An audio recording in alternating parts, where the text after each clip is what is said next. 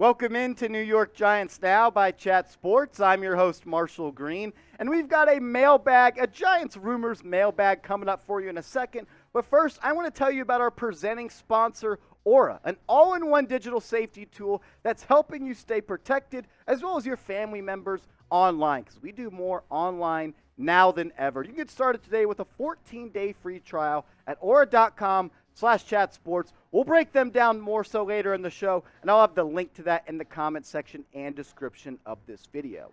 To start off the mailbag, my guy Christopher King, what's up, man? Who is the Giants' X factor to you this year? This is a great question, and I think it's pretty self-explanatory. I'll give one for offense and one for defense. On the offensive side of the ball, Kadarius Toney. I believe that Toney has the potential to be a legit wide receiver one in the National Football League. That's why he was selected in the first round. We saw the potential when he was playing against the Dallas Cowboys with Mike Glennon under center, where he had 10 catches for almost 200 yards. If he can cement himself and show that he can be a legit wide receiver one, that has to be the focal point for every defensive coordinator to stop when the Giants come into town. That would elevate this offense from being a below average offense to, in my opinion, to being above average. Anytime you can add someone like Toney, that's a dynamic player with the football in his hands, someone that puts the fear of God in the heart of defensive coordinators, that's going to make your offense better. And on the defensive side of the ball, he's kind of a big name for sure. But what about Leonard Williams? We've seen him have some big years with the Giants. We've also seen him at some games look invisible. If this Giants defense wants to be one of the best in the NFL, which I think in my opinion has the potential to be a top half of the league defense, if Leonard Williams gives you that season he had before he signed that massive extension where he had 10, 11 sacks, this defense will be one to feared with. So on offense, I'll give you Kadarius Toney, and on the defensive end, I'll say Leonard Williams. Appreciate your question, Christopher. Alberto, what's up, man?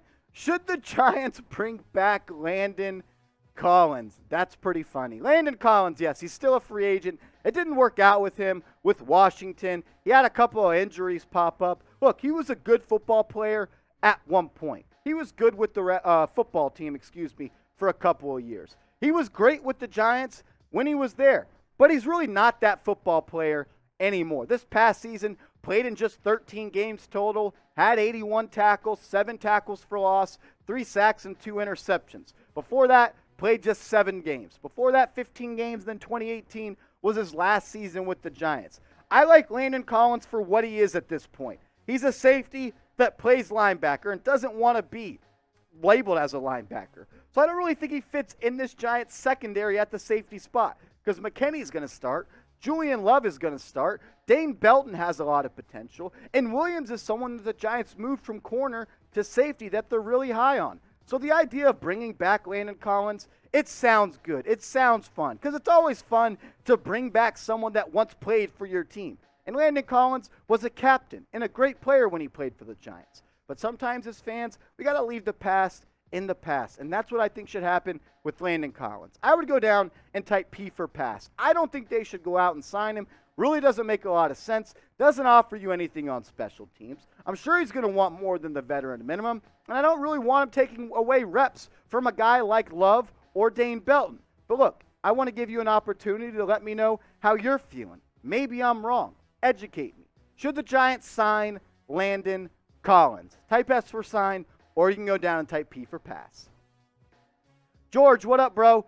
What could we get from Cleveland if we sent them Tyrod Taylor? A bag of chips. I don't really think the Cleveland Browns at this point are interested in Tyrod Taylor. They have Jacoby Brissett going to be their emergency quarterback if Deshaun Watson gets suspended. They gave Brissett a decent contract in free agency. I think they're all ready for him to be the guy under center if Deshaun Watson gets suspended. With Baker Mayfield just being traded, maybe that had you asking this question, but Jacoby Brissett is the guy that they're going to roll with, and he's been good at some points throughout his NFL career. Was okay with the Miami Dolphins, most notably known for what he did with the Indianapolis Colts. What was it, 3 years ago, Petey, where he was okay with the Colts in 2019? Thank you. I don't think it makes much sense. Do you think the Browns should trade? No, yes, our Browns host, he's in the room with me. He doesn't think it. He's already been a Cleveland Brown and Tyrod Taylor, So no, I don't think the Browns would be interested, and I don't even think they'd give up that many assets because they don't have any. But look, speaking of the Browns and Tyrod Taylor and the Browns maybe needing a backup quarterback, what I don't want to happen is our Browns Report channel here at Chat Sports to get to 10,000 subscribers before Giants Now does. Because look, that channel is picking up some steam. They just traded Baker. The Deshaun Watson situation has that channel on fire right now. We used to be like 500 subs above them. Now it's, I'm bad at math, less than 300. And we're less than 230 subs away from getting to 10,000. If you love the Giants and you like what we do on this channel, or if you're new to this channel, we put videos out every single day on the latest Giants news and rumors. So help us get to 10K. We're doing it for Eli Manning. Go down right now and hit that big red button. Christian Vanderfeen, Vandy, my brother, what's up, man? Do the Giants have the personnel to run Wink's defense? Interested to see what it might look like. I think they do. What they have, I think, is really unique. You got two young edge rushers, in Azeez Ojulari and Kayvon Thibodeau. And then on the interior defensive line, you have Dexter Lawrence and Leonard Williams. That's four big-time building blocks you have on that front four. I'm a little curious to see how Blake Martinez and a guy like Tay Crowder plays as well. I think Martinez could be better this year because he's going to be more of a blitzing role. We know Wink Martindale loves to bring the house with the casino blitzes and all the sexy and erotic different schemes he brings to defense. Martinez is a good pass rusher from the middle linebacker spot. I'm just concerned about the cornerback room because he likes to blitz a lot, play man coverage, and not have a lot of safety top over the help. And with Adoree Jackson being the only proven cornerback on this roster, I am a little bit concerned. There's some guys that have an opportunity to prove themselves, and Aaron Robinson, Darnay Holmes, Cordell Flott, Rodarius Williams, all those guys. I think they have the personnel. I just want to see more from this cornerback room in the coming weeks. And as soon as Giants football gets here, we'll know if they have enough to make it work. I appreciate your question, Vandy. I told you about Aura at the top of today's show. Now let's break it down, because you do more online now than ever, and Aura does more to keep you safe. So start a free trial at aura.com/chatsports, an all-in-one digital safety tool for the whole family. They offer plans to protect you and 5 family members. I had my debit card hacked into. Don't be a loser like me. Get hooked up with Aura, aura.com/chatsports, and they will start you off with a 14-day free trial that you can cancel at any time, zero charge. One more time, aura.com/chatsports. I'll have the link to that in the comment section and description of this video. Ronnie H. Is that Ronnie Harrison after he got mossed by David Tyree? Who do you think will be the starting left guard? This is probably the biggest question remaining on the Giants depth chart. And there's a lot of guys that can fall into that spot. It sounds like right now Shane Lemieux has been getting the first team offensive reps throughout Giants minicamp and Giants OTAs. But there's guys that could compete there. And Max Garcia, who they signed in NFL free agency from the Arizona Cardinals. Or Joshua Azudu, who you selected in the 3rd round of the NFL draft. In a perfect world, I would like to see Josh Azudu get those reps because he's a rookie. And he was a top 100 pick. And he was a 3rd round draft pick. You need those guys to produce immediately. But at the end of the day, I think it's going to be Shane Lemieux because he's spent some time with the Giants. He was actually heavily scouted by Bobby Johnson and Brian Daboll when they were with the Buffalo Bills. They liked him a lot, and they told him they were going to draft him. The thing is, the Giants made it happen first. So I want to ask you this question. I think there's 3 guys competing for this spot. Shane Lemieux, Max Garcia, and Joshua Azudu. Garcia's been running with the 3rd team. I wouldn't be surprised if he gets cut, to be honest with you. I think he only really has a spot as a backup center. And who knows who's going to have that job. But I'll ask you this question, and then we'll get to more questions. Who do you think should start or will start at the left guard spot? Type 66 for Shane Lemieux, 72 for Max Garcia, or 75 for the Rook, Joshua Azudu. Alzo, what up, man?